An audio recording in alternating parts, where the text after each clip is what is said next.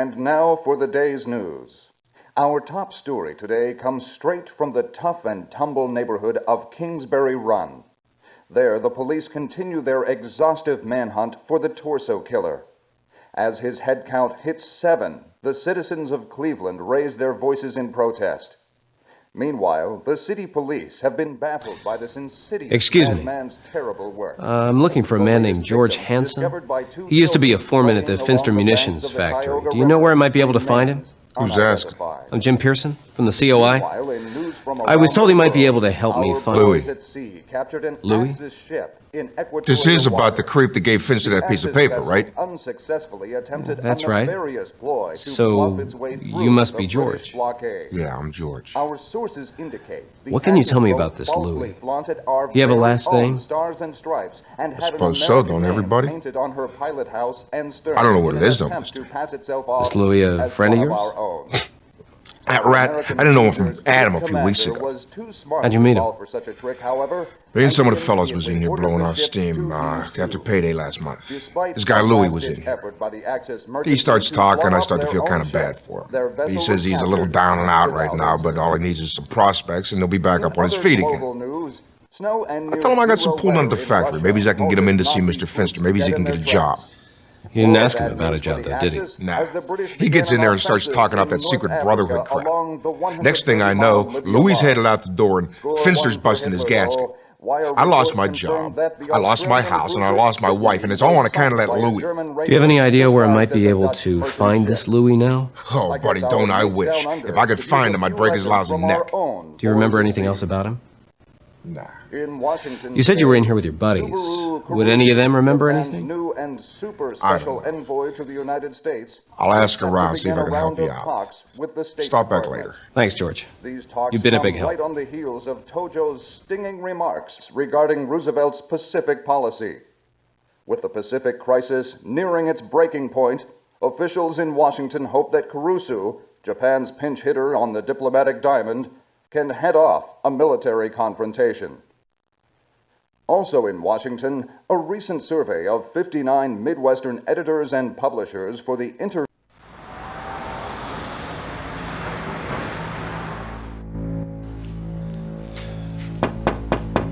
Come in.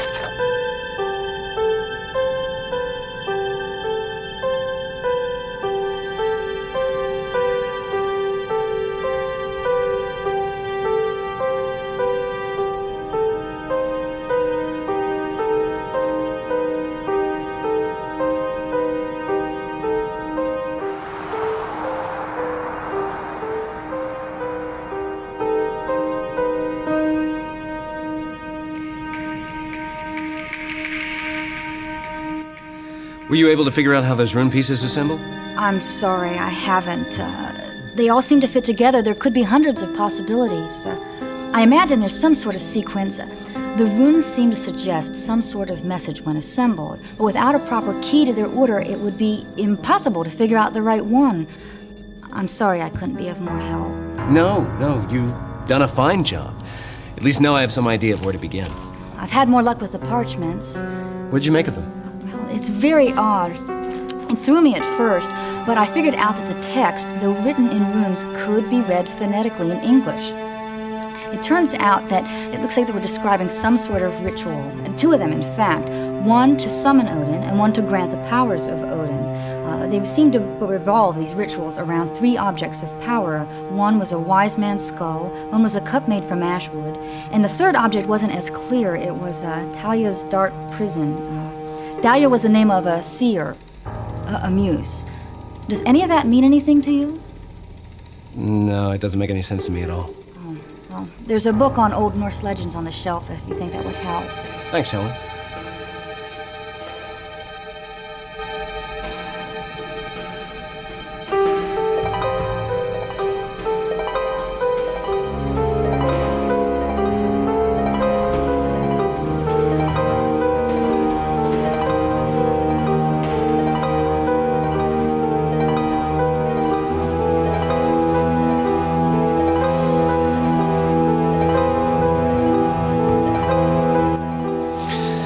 What do you make of this?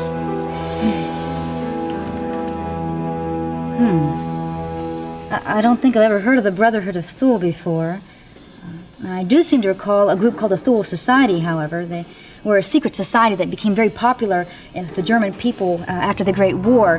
Some people said they were a cabal of black magicians. Black magicians?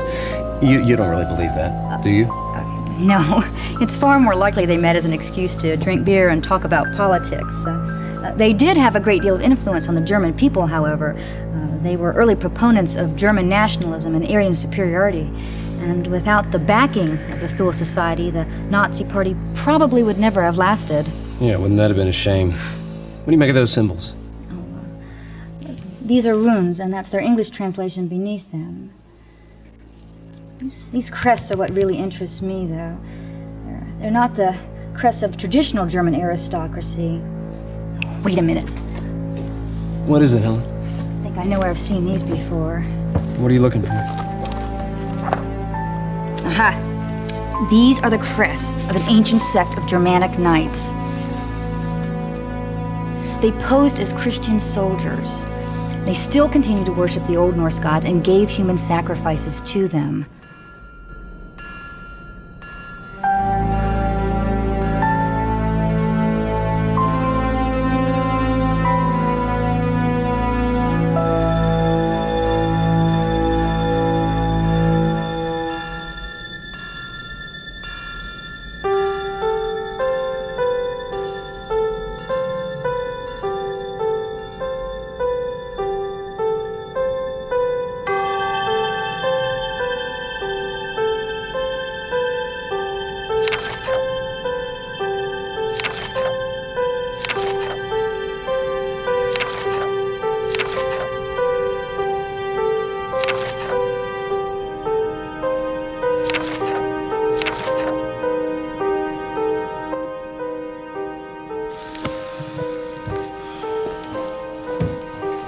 Eventually, they were excommunicated by the Pope and forced into exile from Germany. I don't get it. So, how is it you know so much about these pagan knights? Well, I should know they're one of my father's pet projects. He's in the process of restoring a stained glass window with the crests of the officers of the sect even now. But I don't get it. What do those knights have to do with this invitation? Well, they're the same.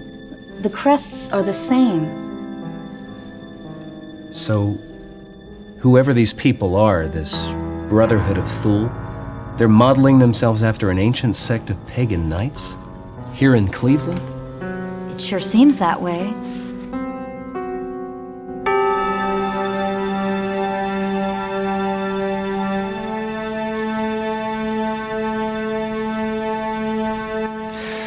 Do you mind if I have a look at your father's project? Sure, I don't see why not.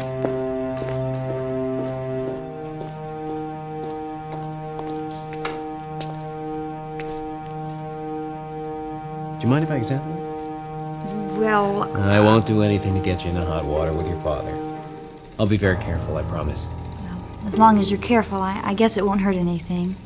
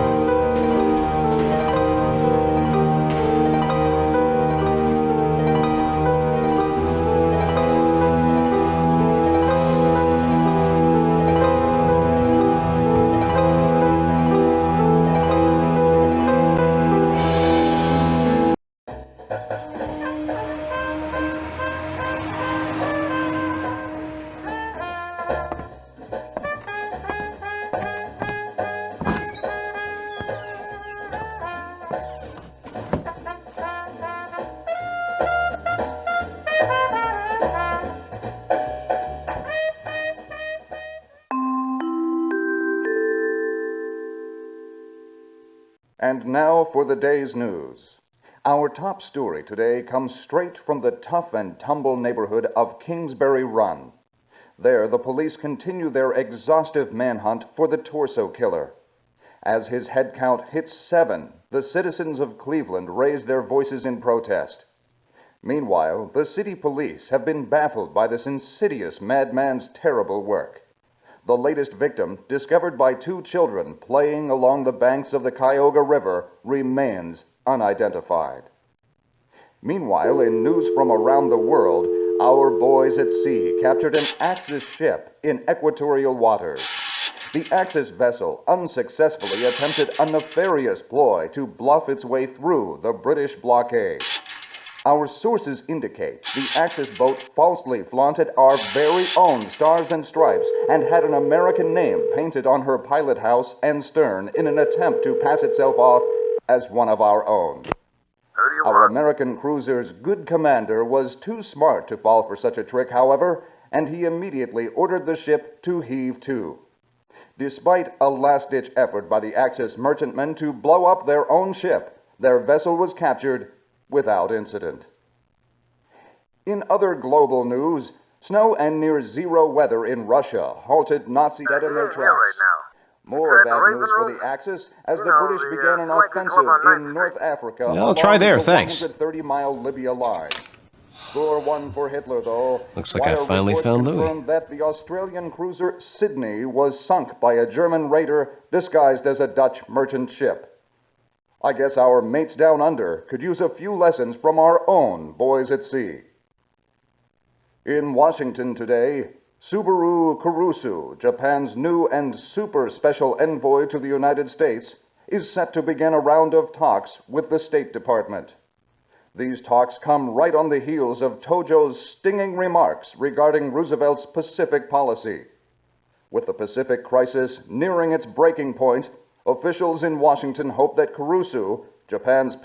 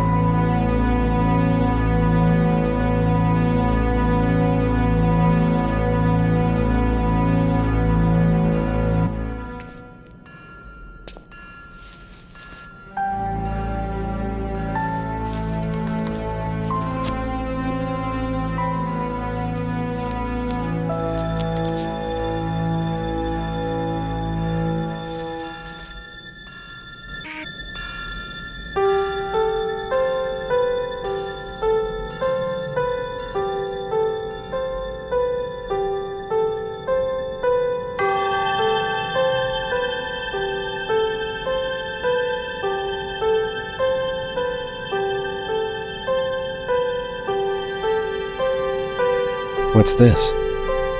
Looks like someone's been spending some time at St. Bartholomew's mission.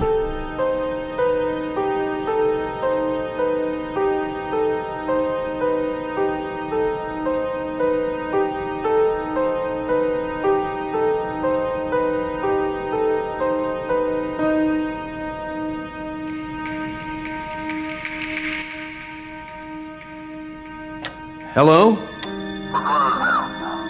I'm sorry, I was hoping you might be able to help me. I'm looking for a man named Louis Fichterwald. Is he here? What'd you say your name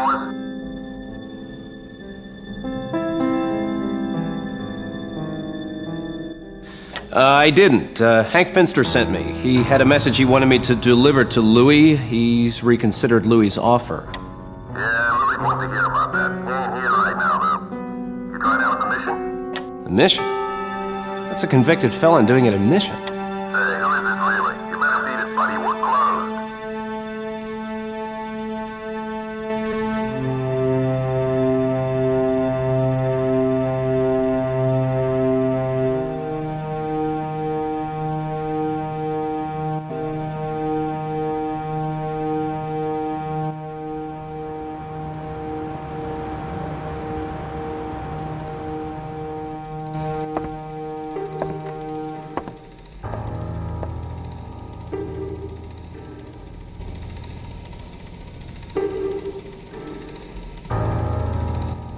Excuse me, my name's Jim Pearson.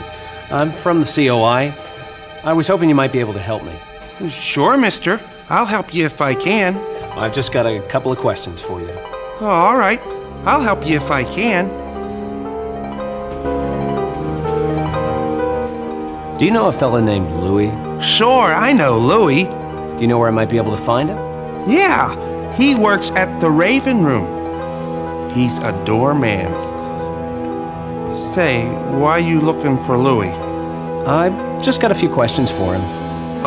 Oh, I thought maybe he'd gotten into trouble. He get into trouble a lot? Yeah, Louis's always getting into trouble. Oh, but I shouldn't be talking about that. Why shouldn't you say anything about that? I don't rat on friends.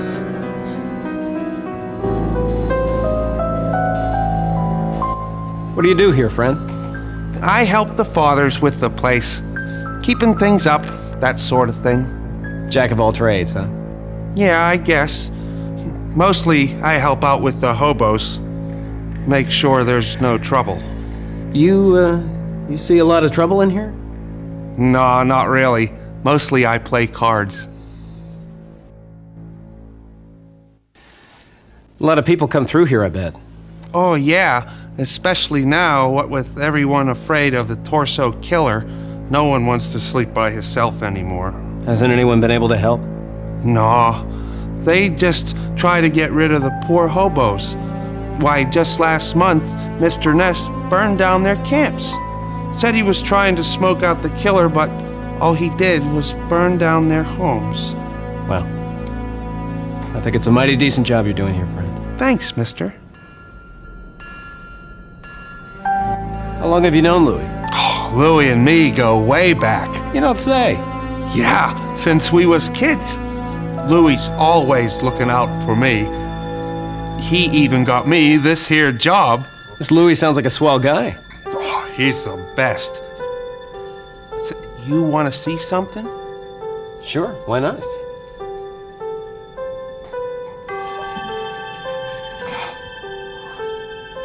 Louis even got me introduced to Gloria the Mill. Got my picture taken with her and everything. Say, it sure is a nice picture. Who are those other fellas? They friends of Louis.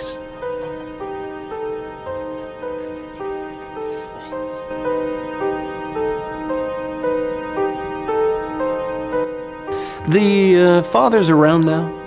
Nah, they left me to watch the place. What's the matter, mister? They were supposed to have a package for me. So you don't suppose you... No, I couldn't ask you to do that. Do what, mister? You don't suppose you could look for that package for me, do you? They were supposed to have it in their offices. Oh, sure, mister. I could do that for you. You'll watch the counter for me, won't you? No problem, friend.